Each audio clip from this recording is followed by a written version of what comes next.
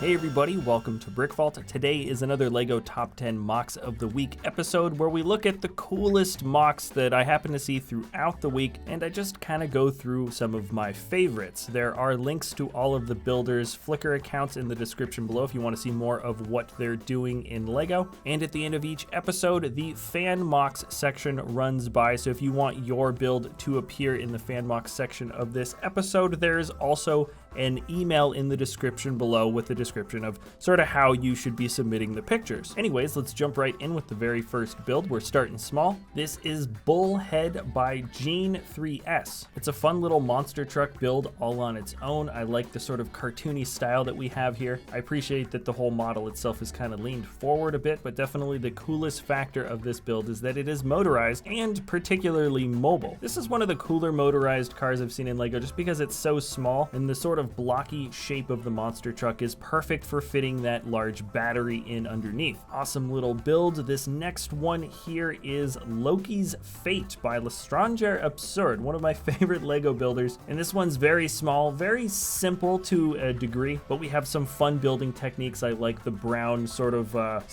curved slopes that we get for the wall, and the oddly simple yet very satisfying colors that we have for the lava down below. I'm not exactly sure what that is. That like a snake hanging over there with drooling some magical spit? I don't really know what is happening in the scene, but it is a cool looking scene for sure. Now I try to not have just LDD or maybe LDCAD files, digital files, appear in the top 10 section, but I haven't shown a train off in a while, and this is one of the coolest train custom builds I've seen in recent times. I'm not sure how to pronounce the name of this. Hadrian Thunderbolts by the builder Hadrian, and as you can see, it's just the engine in the front. You don't see any sort of similar style building for more cars that go in the back, but there's an awesome bit of sleekness and smoothness, but there's a lot of fun angles that especially come in towards the front of the engine that I'm absolutely in love with. This next build reminds me of a large space station MOC that I saw maybe a couple months ago, but this one is actually totally new, or it looks like sort of an added on separate room. This is the Bio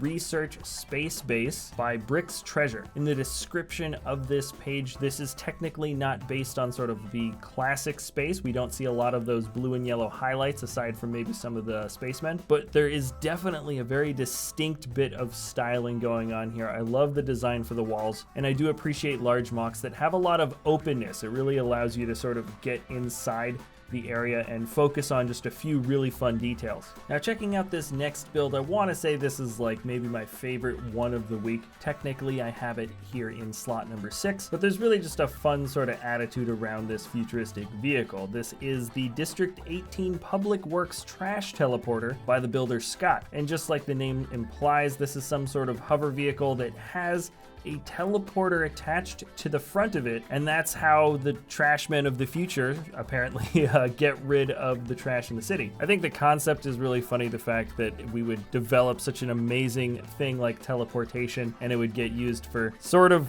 silly mundane things like just, you know, teleporting your trash into the middle of space somewhere. Either way, I think the concept is great. The build for this hover thing is kind of fun. That curved hood piece in the front is used super well. I like the U-wing-esque sort of shape of this ship, and I think one of the strongest points of building is actually the build for the recycling bin. I don't know why we've got green recycling bins, it's all getting teleported, but it doesn't matter. I think it's a great little build. And this next one, number 5, is a really detailed typewriter by the builder Steve Guinness. Also, remember to check out the Flickrs for these builders, guys. They do appreciate new people checking out their stuff, and also some of these designs are going to be on LEGO Ideas, as is the case for this one. And honestly, I love the simplicity of it, yet it's also super complex in the places where these typewriters need to be. I'll admit I don't know any of the specific names for the parts of the typewriter, but I like this bit of curve that we have to these plates because they're not studded in all the way, and I think the distribution of the keys looks really good. Now this next build is from Iain Heath. It's titled "Oh No, Not Again," and that is a line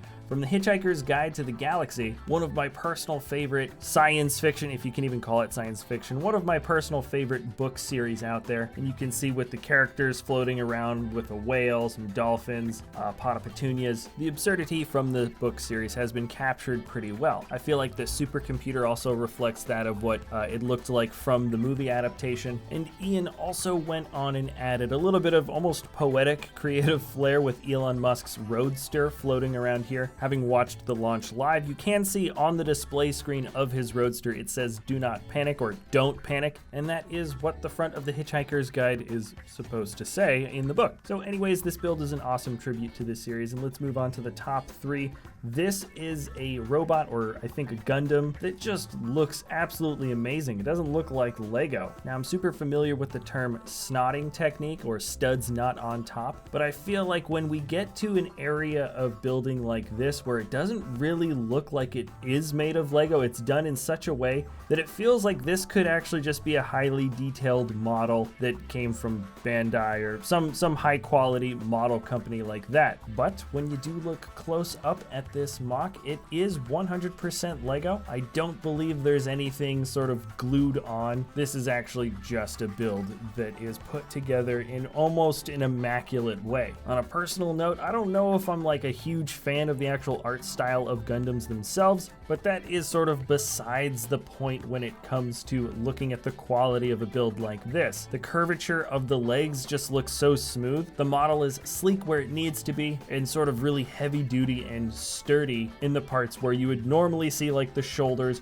or the heels or the sort of waistband kind of armor that we usually have on models like this. It feels like it was plucked straight from an anime. And once again, I'm looking at it and it does look like 100% Lego, and there's just an amazing sort of series of connections that keeps this thing looking as awesome as it does. Jumping up to the next build, the number 2 slot goes to the Kiyomizu-Dera Temple by Andre Pinto. Now, I'd say that our gigantic AT-AT builds that we have in our studio are particularly top heavy and somewhat precarious, but I think this takes the case in terms of a top heavy build. That roof is just absolutely immense. I bet the barrel work, the amount of time it took to get all those barrels to line up just right, probably took a long time. And you can see even when you look up close that there is kind of a funny little bit of unevenness to them. And I feel like at this scale, working with all those tiny pieces in cylinder form like that, I feel like that's just an inevitability and sort of impossible to avoid. But it kind of gives a fun sort of authentic feel, like this is just one gigantic old temple. He has some information about the history of the temple. It's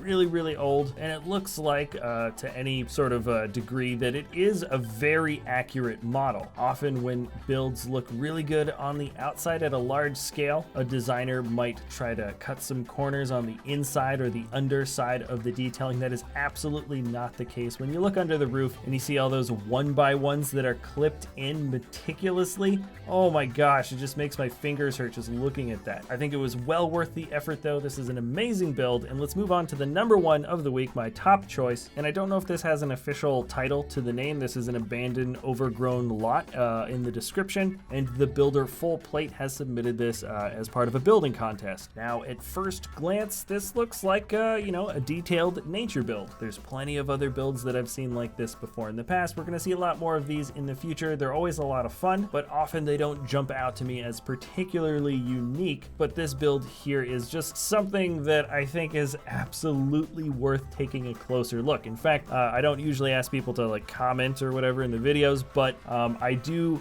want you guys to try to count how many different plant species that you see, like how many different distinct types of plants do you see built out of Lego in this mock, and let me know in the comment section below. I started counting, there's well over 20, but that is just something that's so cool about this build. All the flowers, all the different types of vines, we've got thorny vines, we've got kind of little plant pieces all turned in on themselves to make a different kind of looking bush that we don't normally see. The builds for the trees are amazing, especially that sort of balled up one in the back that's got the white bark. I can even see a building technique there there with the droid arms and axe pieces, something that I've seen before in another tree from long ago. Anyways, this is just the ultimate exercise in like having fun with organic material in Lego form. And that is it for the top 10 MOCs of the week. Now we're going to be showing you guys the fan MOC creations, all of the builds that you have been submitting to me throughout the last week. There have been some really amazing MOCs. And once again, if you want to submit your own Lego build to us here at the studio, check out the link or the email in the description below. And without further ado, here are all of the fan MOCs of the week. Thanks a lot for watching, guys, and we'll see you next time.